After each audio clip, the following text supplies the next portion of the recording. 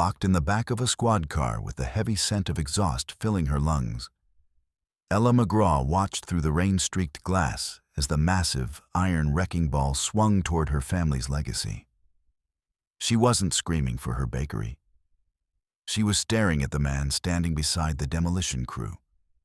Her partner of 20 years, Jake, who was clutching a legal document that didn't just sell her land, but officially declared her a mental incompetent. Her hands were stained with flour and grease, but her mind was racing through the chemical properties of the pressurized soda and dry yeast sitting on the floorboard beneath her boots. She didn't need a key to get out. She needed a detonation. As the first brick crumbled under the crane's weight, Ella realized the police weren't there to protect the town. They were there to make sure she disappeared into an asylum before she could tell the world what was actually buried beneath her ovens. The key jangled against the lock, stubborn as always, and Ella twisted it with more force than necessary. The door groaned open, releasing a wave of warm, yeast-scented air. Home.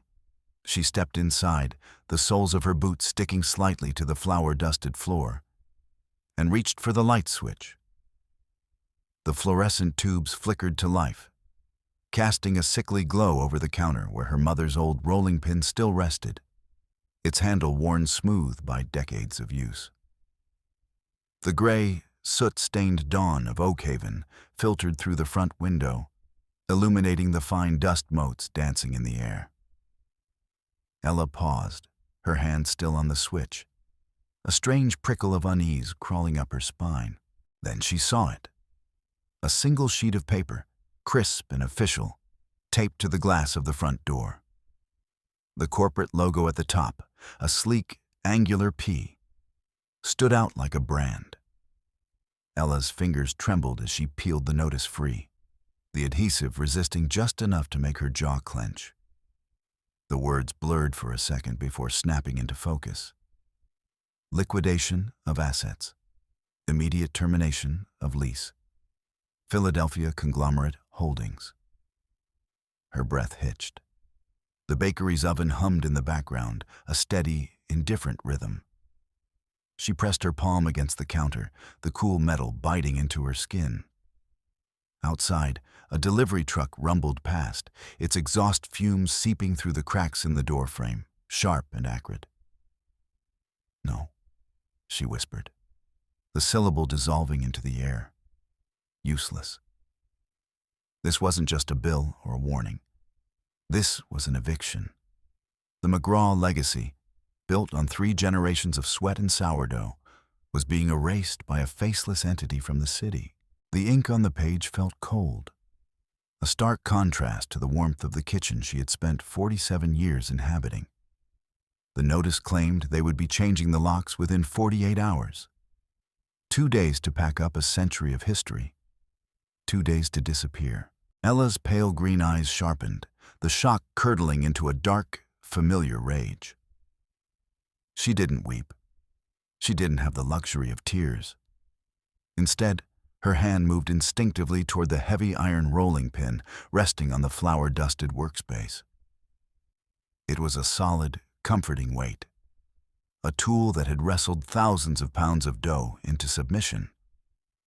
Her knuckles, permanently white from years of labor, turned even paler as she gripped the handle. She wasn't just a baker. She was a McGraw, and McGraws didn't go quietly into the night. She turned toward the back office, her boots thudding against the linoleum. "Jake!" she shouted, her voice echoing off the tiled walls. "Jake, you better be in there!"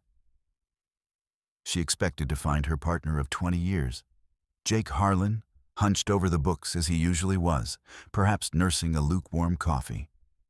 She wanted to shove the notice in his soft, manicured face and demand to know how a Philadelphia conglomerate had managed to slip a noose around their necks while they were sleeping. But when she burst through the office door, the iron rolling pin raised like a mace. The room was a hollow shell. The oak desk was gone. The filing cabinets, once stuffed with recipes and invoices, had vanished, leaving only rectangular ghosts on the faded wallpaper. The vintage adding machine, the coffee mug with the cream rings, even the framed photos of her parents. Everything had been stripped bare.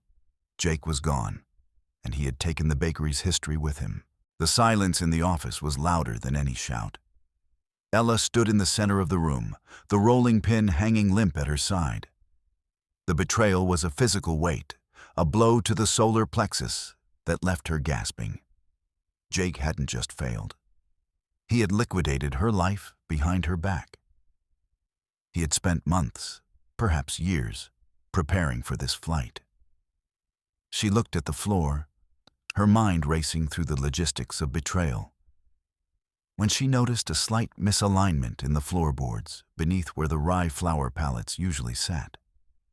She dropped to her knees, the iron pin clattering to the floor. Her fingers, scarred from oven burns and slips of the blade, clawed at the wood. She shoved a heavy bag of rye aside, the grain spilling out in a dusty heap, and pried at a loose plank. Beneath the dust and the rot sat a squat, metal floor safe. It was a relic she had never seen, a secret vault hidden in the very foundation of her sanctuary. Jake had kept a second set of books, a second life, right under her feet. She was reaching for a screwdriver to jam into the safe's seam when the bell above the front door chimed. It wasn't the rhythmic tap of Mr. Hargrove's cane. It was a heavy, aggressive sound. A man stepped into the bakery, his silhouette blocking out the morning light. He was a hulking figure in a cheap, shiny suit that strained at his massive shoulders. He didn't look like a customer. He looked like an ending. "Ella McGraw?"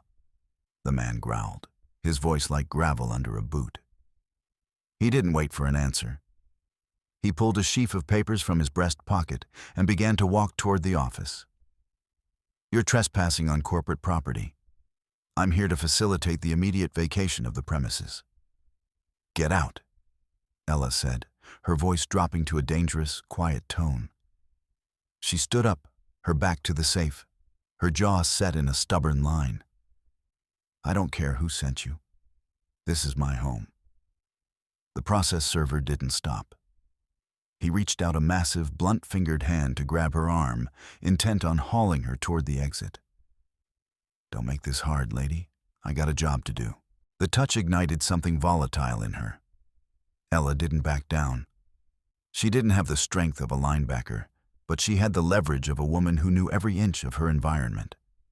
As he lunged, she grabbed a 50-pound sack of rye flour from the nearby stack. With a grunt of pure, adrenaline-fueled effort, she swung the bag with the same momentum she used to toss dough onto the cooling racks. The sack burst against the man's chest. A massive cloud of white dust exploded into the air, blinding him and coating his cheap suit in a thick layer of grain. He stumbled back, coughing and sputtering, his hands flailing in the white fog. Ella didn't hesitate. She stepped forward, using her shoulder to shove him with everything she had. He tripped over the threshold of the office, sliding across the slick linoleum of the kitchen. She chased him to the front door, her boots skidding in the flour. He was still wiping his eyes, a ghost of a man covered in the very substance that had built her life. She shoved him out onto the sidewalk, the morning air biting at her cheeks, and slammed the heavy oak door. She turned the deadbolt and slid the security bar into place, her heart hammered against her ribs like a trapped bird. She had bought herself time, but she knew it was measured in minutes, not hours. Returning to the office, she grabbed a crowbar from the maintenance closet. She jammed the tip into the safe's lid, leaning her entire weight onto the metal. The safe groaned, the rusted hinges screaming in protest, until finally, the door popped open. Inside lay a single, leather-bound ledger. It wasn't the official business record she had seen 1,000 times. This was the truth. As she flipped through the pages, the scale of the theft became clear. Jake hadn't just been a bad manager. He had been a parasite. For 5 years, He had been siphoning off the bakery's profits. The money intended for the new roof, the pension funds, the flour suppliers. Every cent had been funneled into high-risk coal ventures in the northern part of the county. He had gambled their legacy on a dying industry, and when the bets went south, he had sold the ground beneath her feet to cover his losses. "You coward," she whispered, her thumb tracing the jagged line of his signature next to a transfer of $50,000. "You absolute coward." A loud, rhythmic knocking at the glass door startled her.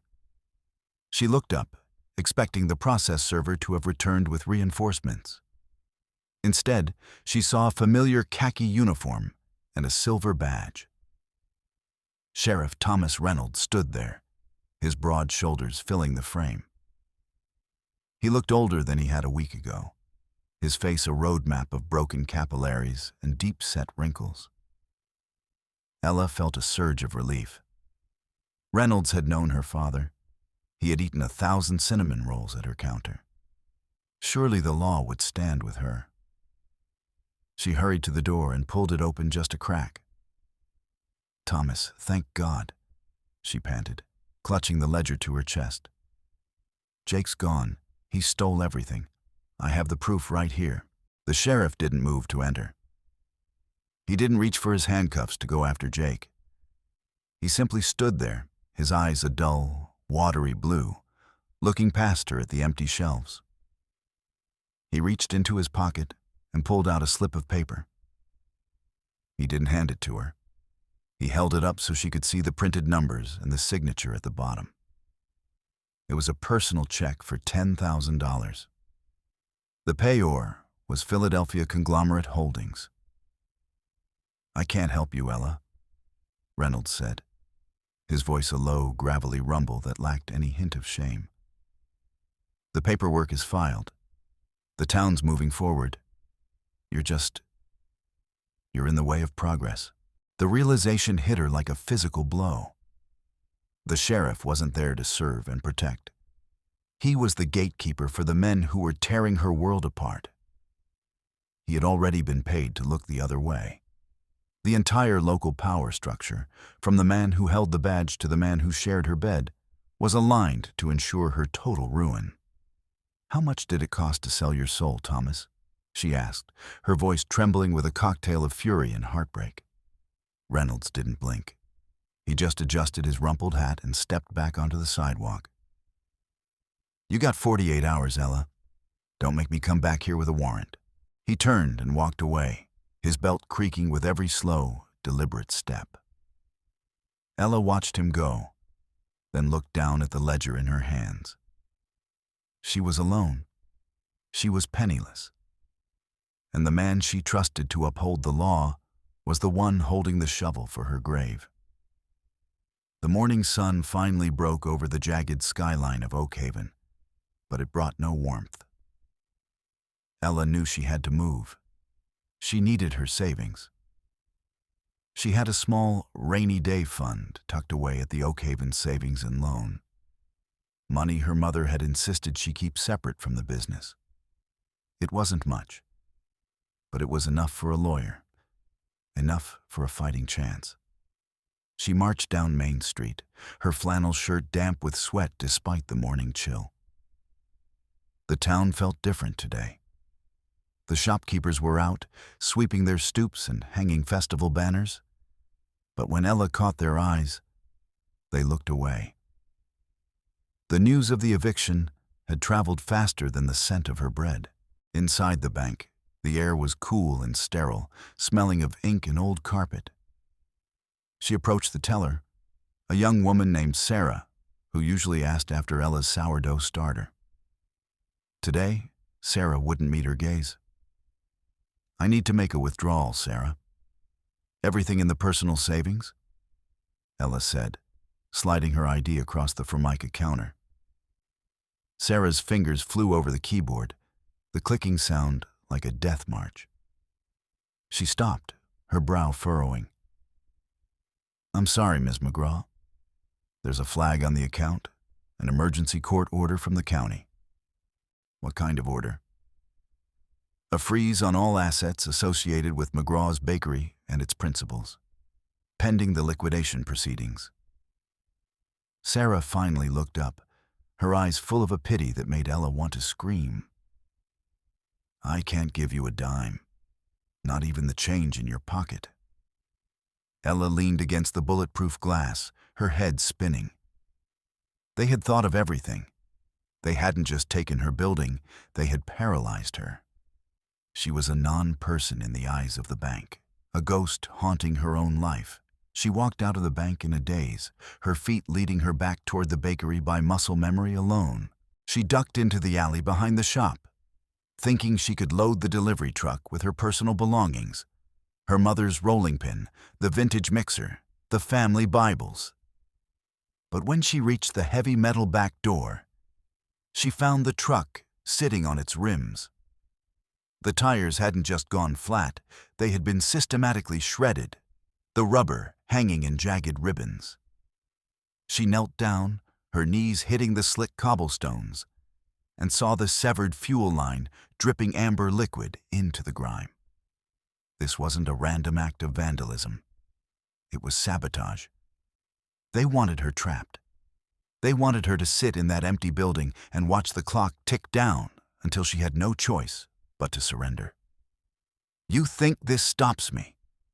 she shouted at the empty alley, her voice cracking. "You think a few tires are going to break me?" She stood up, wiping grease onto her apron, and headed toward the local market. If the law wouldn't help and the money was gone, she would rely on the people. She had fed this town for 25 years. Surely there was a spark of loyalty left in Oak Haven. She burst into Miller's General Store, the bell chiming a frantic rhythm. Arthur, I need to talk to you." Arthur Miller, a man who had sold her flour and sugar since she was a teenager, was stocking shelves. He didn't turn around. He kept his back to her, his shoulders hunched. "I can't talk to you, Ella," he said, his voice muffled by the stacks of canned corn. "The sheriff was by. Said anyone helping the McGraw estate is looking at an audit. Said the developers are looking at our leases next." "Arthur, look at me. We've been neighbors for decades." "Neighbors don't pay the mortgage, Ella," Arthur whispered, finally turning.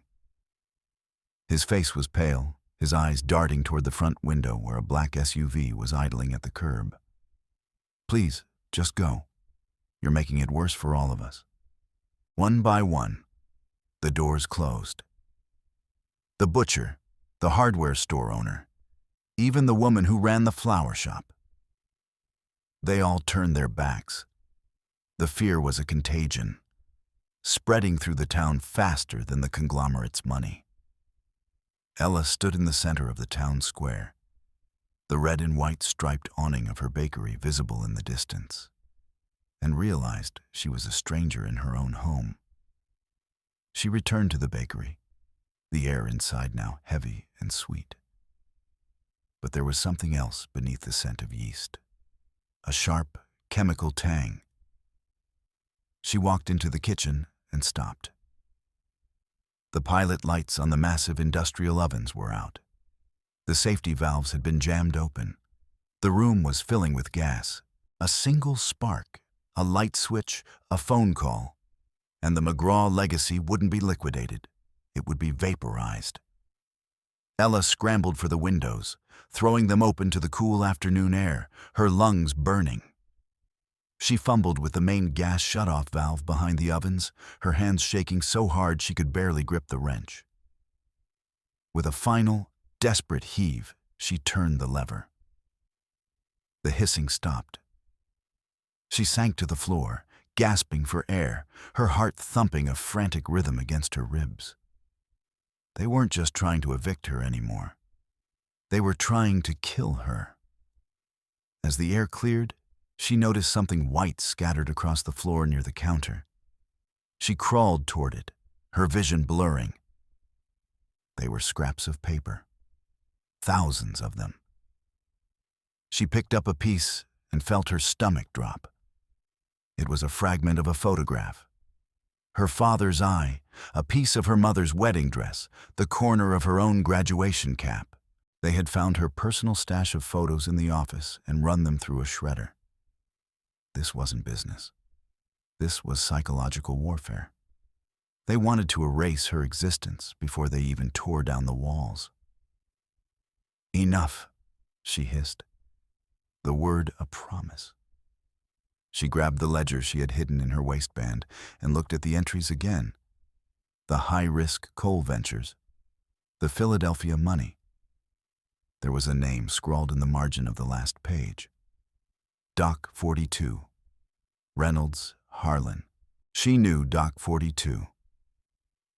It was a graveyard of rusted metal and rotting wood at the edge of the river. A place where the old coal docks had been left to crumble into the muck. If Jake was hiding something, or if the sheriff was meeting his handlers, that was where they would go. The trek to the industrial district was long and cold. The mist rose off the river, clinging to Ella's skin like a second layer of grime. She moved through the shadows of the skeletal coal cranes, her boots crunching on broken glass and twisted rebar. The air smelled of wet metal and river muck, a far cry from the cinnamon and yeast of her kitchen. She saw the light first, a single flickering floodlight over a rusted warehouse door. She crept closer, her breath visible in the dim light, and saw two men standing near a black SUV. They weren't locals. They wore black tactical vests over their shirts, their build solid and menacing. Industrial security, hired muscle. "We told you to stay in the bakery, McGraw," one of them called out, his voice a low, rough growl. He hadn't even looked toward her, yet he knew she was there. "You should have taken the hint with the gas." Ella stepped into the light, the ledger clutched in her hand. "Where is he? Where's Jake?" The guards moved with a synchronized, predatory grace, flanking her. "Jake's busy, and you're trespassing. Hand over the book, and maybe we let you walk back to town." "I don't think so," Ella said, her eyes scanning the environment. Behind the guards was an ancient, rusted conveyor belt used for loading coal cars. It was a relic, but the power lines were still humming. The taller guard lunged, his hand reaching for her throat. Ella ducked, her smaller frame an advantage in the cramped space of the dock. She scrambled toward the control panel of the conveyor, her fingers finding the heavy iron lever. She slammed it forward. With a scream of protesting metal, the belt groaned to life. A massive pile of leftover coal and slag, caught in the hopper for decades, began to move. The taller guard, caught off balance by the sudden vibration, stumbled onto the belt. Before he could recover, a ton of blackened rock and dust cascaded down, pinning him beneath a suffocating weight. The second guard swore and pulled a baton from his belt. Ella didn't wait for him to swing. She turned and ran toward the edge of the dock, her boots skidding on a rain-slicked embankment. She slid down the muddy slope, the cold water of the river splashing against her legs, and scrambled into the darkness beneath the pier. She huddled there, her heart hammering, listening to the guard's heavy footsteps above her. "I'm gonna find you, bitch," he roared, the sound echoing off the metal pilings. She waited until the footsteps faded, her body shivering in the damp cold. As she moved to climb back up the embankment, her hand brushed against a leather folder lying in the mud. It must have dropped from the guard's vest during the struggle. She tucked it under her arm and began the long, freezing walk back toward the lights of Oakhaven. She didn't go back to the bakery. She went to the church basement, a place where the shadows were long and the air smelled of old hymnals. She sat at a small folding table and opened the folder. Inside was a secret geological blueprint of Oakhaven. It wasn't a map of buildings or roads. It was a map of what lay beneath. A massive, jagged vein of red was highlighted in the center of the town, its its highest concentration sitting directly beneath a single point on Main Street. The McGraw Bakery. It wasn't coal. It was a rare mineral vein, lithium or something equally valuable, that the conglomerate wanted to strip mine. They didn't want the land for a mall or a development. They wanted the dirt beneath her ovens. And Jake hadn't sold her out for debt. He had sold her out because he thought he had found a fortune. She looked out the small basement window toward the town square. The Heritage Festival was in full swing, the lights of the Ferris wheel twinkling in the distance. And there, standing on a platform near the main stage, laughing with a group of men in suits, was Jake Harlan. He had been hiding in plain sight the whole time, a wolf in the middle of the flock. Ella stood up, her jaw set. The time for hiding was over. She had the proof, she had the map, and she had 48 hours of fury bottled up in her chest. The Heritage Festival was a riot of noise and false cheer. The scent of fried dough and popcorn hung heavy in the air, a grotesque parody of the honest baking Ella had done her whole life. She moved through the crowd like a ghost, her silver-streaked hair matted with mud, her flannel shirt torn. People pulled away from her, whispering. But she didn't care. She was a woman on a mission. She saw the demolition crew first. They hadn't waited for the 48 hours to expire. A massive crane was already idling at the edge of the square, its wrecking ball swinging gently like a pendulum. They were moving up the timeline, intending to erase the bakery before the festival even ended. "You can't do this," she shouted, approaching the foreman. The notice said 2 days. The foreman, a man with a face like a slab of concrete, didn't even look at her. Orders changed. Building's a fire hazard. Sheriff signed the emergency teardown.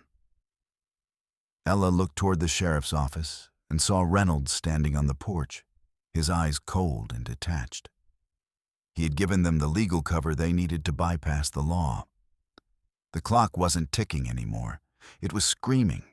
She needed a miracle. She needed the land deed. She remembered her grandmother's stories about the original transfer, how the McGraw line was the only one that could legally sell the property. She ducked into a small booth near the edge of the carnival, where an elderly woman was sorting through town records for a history exhibit. "Mrs. Gable, I need to see the original land grant for the bakery," Ella panted. The old clerk looked up, her piercing blue eyes softening behind thick glasses. She reached into a wooden crate and pulled out a yellowed parchment. "I was wondering when you'd come, Ella. I've been looking at this all morning. The deed says the transfer requires a McGraw signature, always has." "And there isn't one?" "Oh, there's a signature, dear. But I've seen your hand since you were in kindergarten, and that signature on the sale papers, that's not yours." The revelation was the final piece of the puzzle. Jake had forged her name. The entire sale was a fraud. Ella grabbed the parchment and began to run toward the festival's notary station.